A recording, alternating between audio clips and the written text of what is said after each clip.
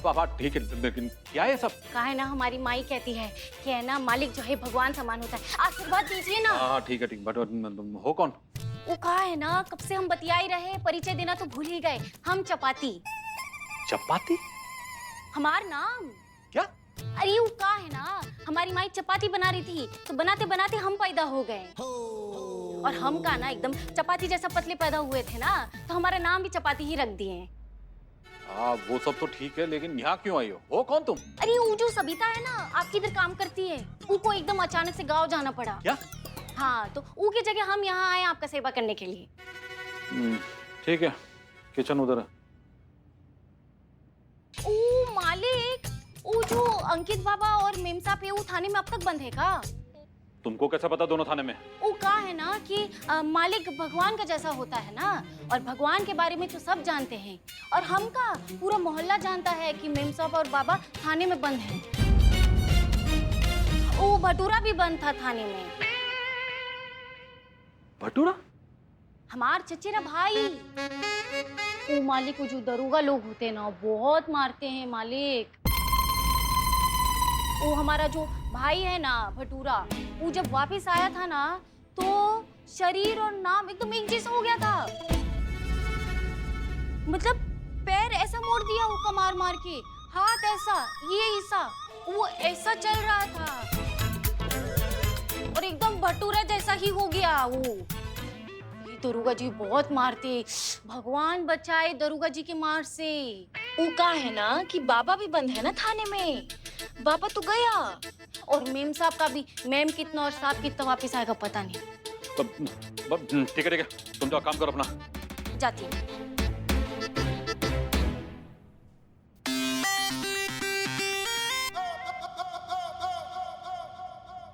मार दिया जाए बाप, छोड़ दिया जाए बाप, बोल तेरे साथ क्या सलूक किया जाए।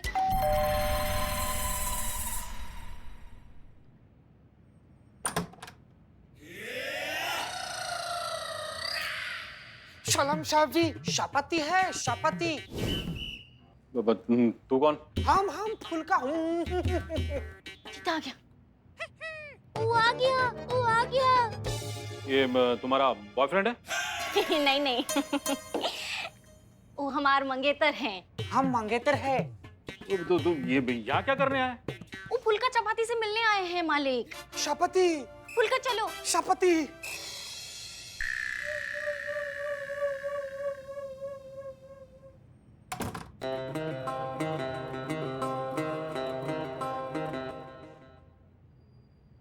बल्लभ नगर में सनसनीखेज वारदात।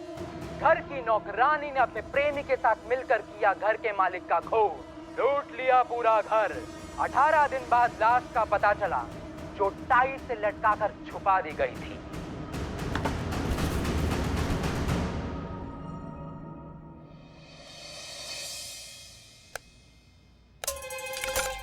शपति। हाँ फुल्का। इस बूढ़ा घर में अकेला है। वो तो है। तो ये चाकू कैसा रहेगा? बहुत बढ़िया, धार है ना? धार?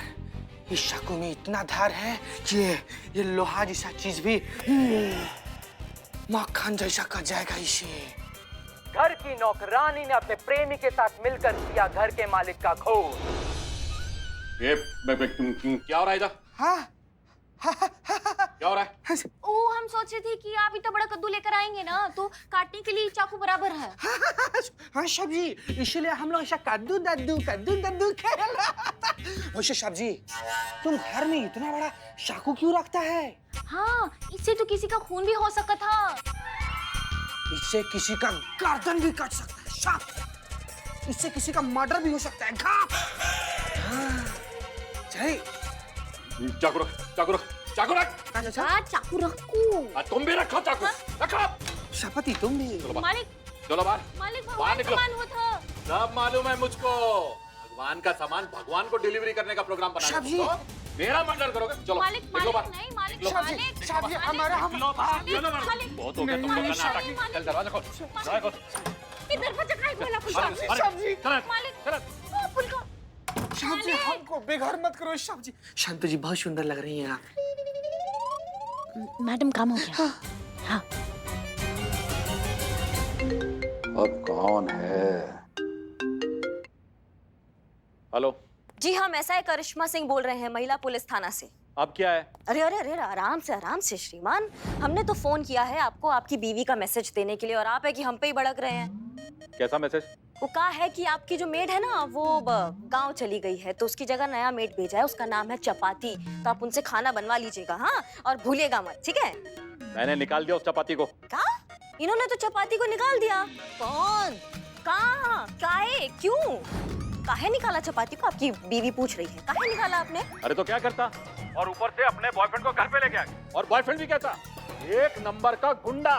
अरे कहीं मुझे मार के मेरा मर्डर करके घर का सामान लूट कर चली जाती तो मैं क्या करता? हफ्ता 10 दिन तो किसी को मेरी लाश तक का पता नहीं चलता। नहीं करना मुझे कोई डिनर विनर, मैं ठीक हूँ।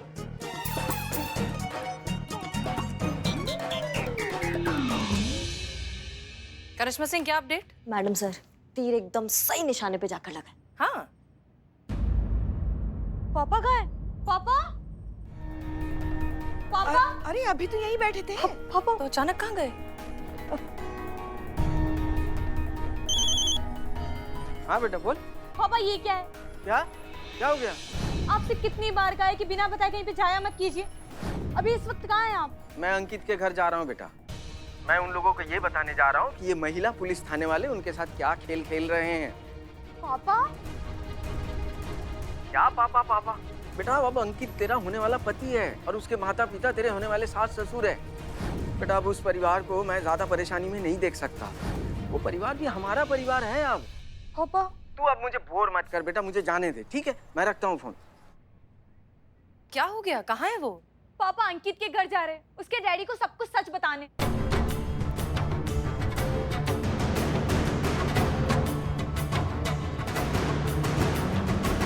नहीं नहीं नहीं, अगर उन्होंने ऐसा कर दिया तो हमारा प्लान फेल हो जाएगा। मैडम सर आप किसका फोन है? पापा का फोन है। उठाओ उठाओ उठाओ, स्पीकर पे करो। इधर इधर इधर। हाँ, हेलो पापा?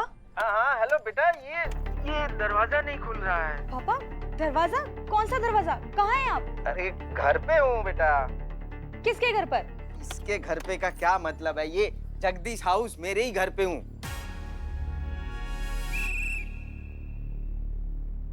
आप वहाँ नहीं गए? कहाँ? अरे वहीं जहाँ आप जाने वाले थे। ये तो याद दिला कर ही छोड़ेगी। चुप रहो, मत बोलो। अब ओ हाँ, याद आ गया। वो मार्केट जाने की बात कर रहा था ना। लेकिन बेटा अभी मैं मार्केट नहीं जा पाऊंगा, बहुत थक गया हूँ। मैं अंदर जाके आराम करना चाहता हूँ बेटा। ठीक है पापा, आप आराम कीजिए और घर पर ही रहिए। और वो घर की चाबी ना पायदान के नीचे रखी हुई है। पायदान के नीचे? एक मिनट बेटा, एक मिनट। हाँ, ये मिल गया। मैं आती हूँ। बच गए मैडम सर। अब टाइम आ गया है प्लान को नेक्स्ट लेवल ले जाने का।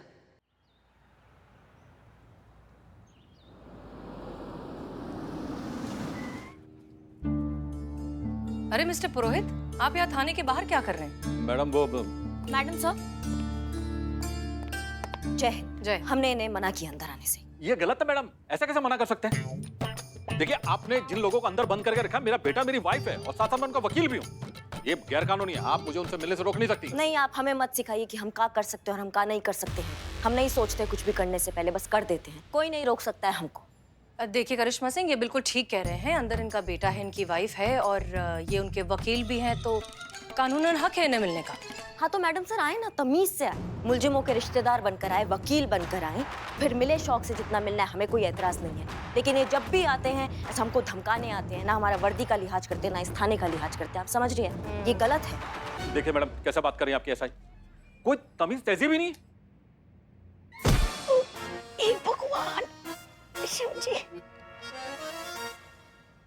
यहाँ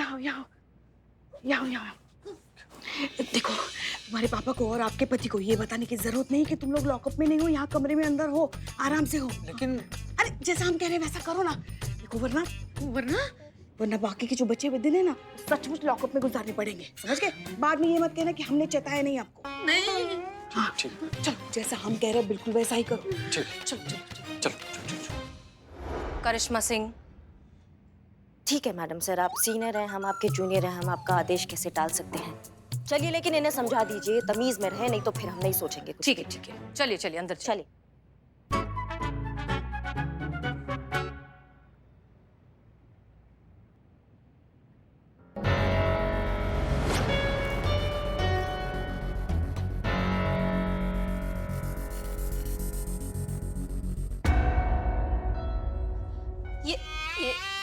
ये क्या हाल बना रखा है आपने? ऐसा ही होगा ना, वो क्या है कि काम करने वाली को इन्होंने घर से निकाल दिया है, अब खाना वक्त पे नहीं मिलेगा तो ऐसा ही हालत हो जाता है। बिना औरत का घर मतलब बिना आत्मा का शरीर। मुर्दा घर में रहेंगे मैडम सर तो फिर ऐसा ही हालत होगा ना। हाँ पुष्पा जी? बिल्कुल। मैडम जी, आपसे कुछ बात करनी है। हाँ हाँ कीजिए।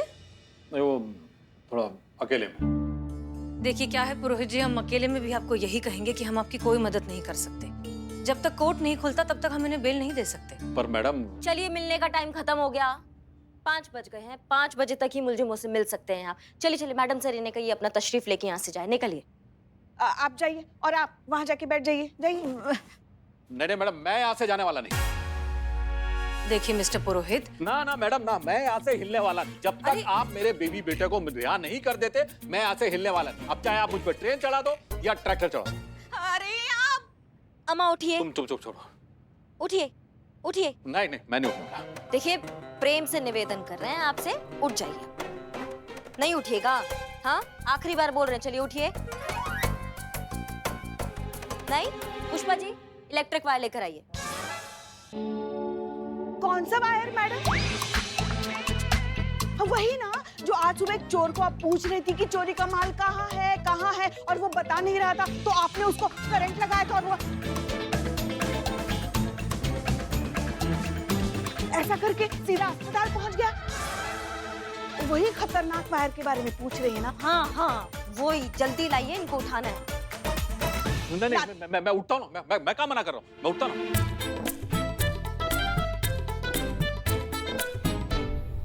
मैडम सर प्लीज कुछ कीजिए। देखिए मिस्टर पुरोहित, काश कि हम आपकी मदद कर पाते, लेकिन हम मजबूर हैं, हम कानून के आगे तो नहीं जा सकते ना। प्लीज मैडम कुछ तो कीजिए, कोई तो रास्ता होगा। अच्छा ठीक है, कोई रास्ता निकालते हैं, आइए।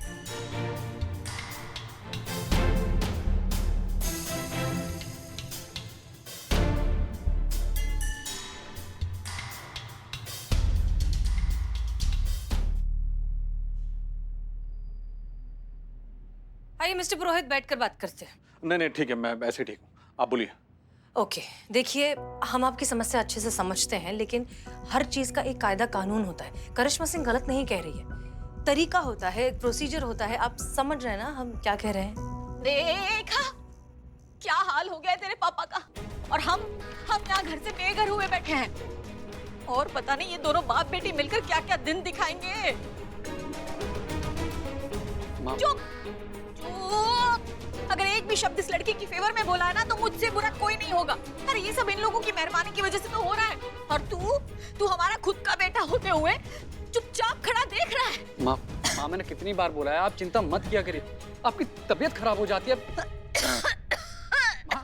क्या हुआ आपको? करिश्मा जी, पुष्पा जी, आइए देखिए माँ की हालत खराब हो रही है। क्या हो गया? देखिए ना। बैठाइए यहाँ बैठिए, बैठिए। क्या हो गया? अब इतनी उम्र में किसने इतना याद किया? अरे माता जी, आप याद करने वाला फंदा थोड़ी ना ये, धूल मिट्टी से इनकी हालत खराब हो जाती है, डर से इनको एलर्जी है। प्लीज इनकी आप हेल्प कीजिए ना प्लीज। पानी पी लीजिए। पानी पीजिए। अरे ये आवाज मेरी वाइफ की? नहीं, सुनिए। अरे नहीं, आपकी वाइफ कैसे होंगी? कोई और आया होगा कंप्लेंट लिखाने। और ये तो पुलिस थाना है ना, वो हजारों लोग आते हैं कंप्लेंट लिखवाने। आप क्या कह रहे थे? अनुलोम विलोम तो आता है ना दीदी। ना मतलब इनका तबीयत खराब हो रहा है यहाँ पे, आप अपना नीम हकीम खोल के बैठ गई हैं। गाड़ी निकालिए, इनको लेकर जाते हैं। गाड़ी निकालिए। रुकिए। चलिए आप। हाँ ठीक। टेक डीप ब्रीथिंग और लंबी गहरी सांस, मुंह पर कीजिए आप। हाँ लंबी गहरी सांस लीजिए। हाँ आंटी लेते रहिए, सांस लीजिए। हाँ बिल्कुल ऐसे ही। अब आपको अच्छा लग रहा है ना?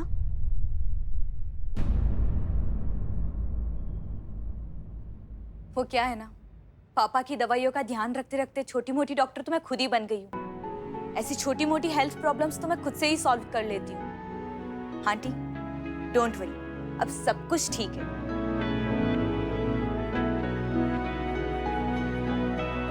आंटी आपसे एक बात कहनी थी। हमारी वजह से आपको बहुत सारी प्रॉब्लम्स का सामना करना पड़ रहा है। हो सके तो उसके लिए हमें माफ कर दीजिएगा। हमारा ऐसा कोई भी इंटेंशन नहीं था आपको तकलीफ पहुंचाने का।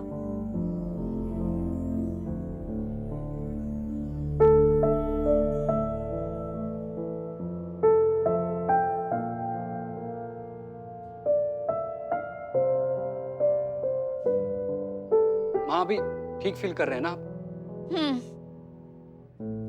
एक सेकंड के लिए तो मेरी सांस ही अटक गई थी, लेकिन इस लड़की ने बचा लिया। मुझे तो चिंता तेरे पापा की हो रही है। पता नहीं घर पर अकेले कैसे मैनेज करते होंगे। खाना खाने के बाद उन्हें दूध पीकर दवाई लेने की आदत है। पता नहीं सब कैसे करते होंगे। हे भगवान, रक्षा कर। करिश्मा सिंह, क्या अपडेट? मैडम सर, लग रहा है क्लाइमेक्स का टाइम आ गया है। हाँ, गुड।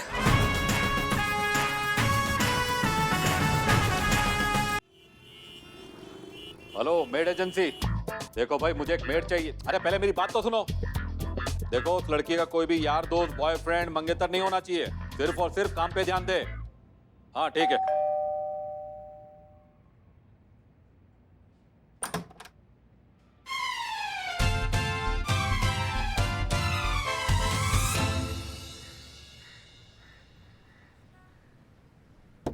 अरे कहाँ थे तुम? आई एम सो सॉरी, वो थोड़ी लेट हो गई। पापा घर पर थे नहीं तो थोड़ा घबरा गई। पता नहीं कहाँ चले गए। उनका फोन भी स्विच ऑफ आ रहा है। मैया कसम, तुम्हारे पापा का बहुत बड़ा चक्कर है ये। तुम पापा को ढूंढती रहती हो, अंकित तुमको ढूंढता रहता है, अंकित के पापा उसको ढूंढते रहते हैं, और तुम दोनों को मिलाने के लिए हम एक नया आइडिया ढूंढते रहते हैं। इस ढूंढम ढूंढाई में ना पूरा जिंदगी कट जाएगा यहीं पे, बता रहे हैं हम। करिश्मा सिंह, मैम वो यही कहीं होंगे, लौट आएंगे, आप उनकी टेंशन मत लीजिए। वैसे भी आसपास के सभी लोग उनकी भूलने की बीमारी को अच्छे से जानते हैं। अगर वो भूल भी गए तो कोई ना कोई उनको पकड़ के घर छोड़ ही देगा।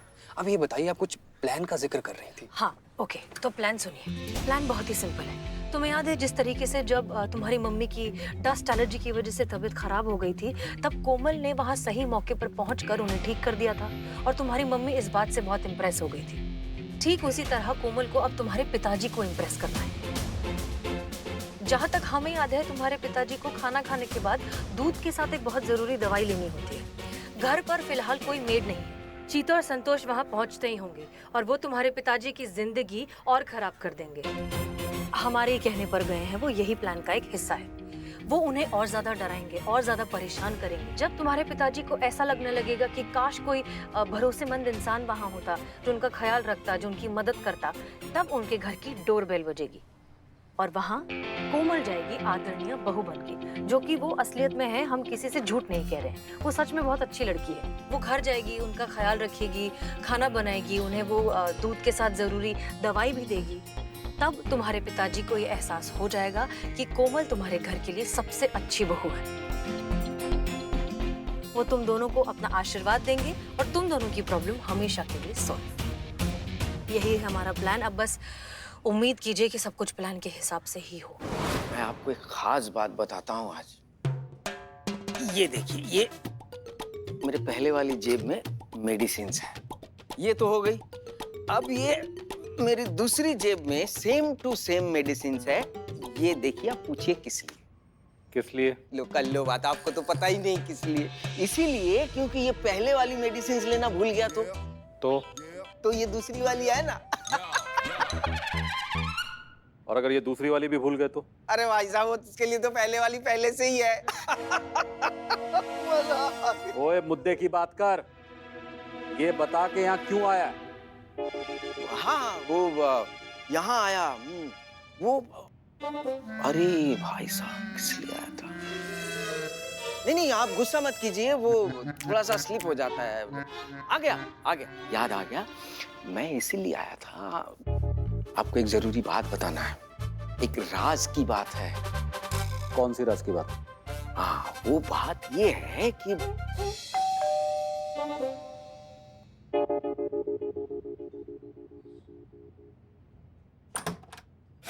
शोलम साहब, शोलम। प्रणाम मालिक। तुम दोनों यहाँ क्या कर रहे हो? साहब जी हम इनके साथ आया है साहब जी। और ये हमारे साथ आया है, हम दोनों एक साथ आया है। हम इनके साथ फ्री में कॉम्प्लीमेंट्री आ जाता है।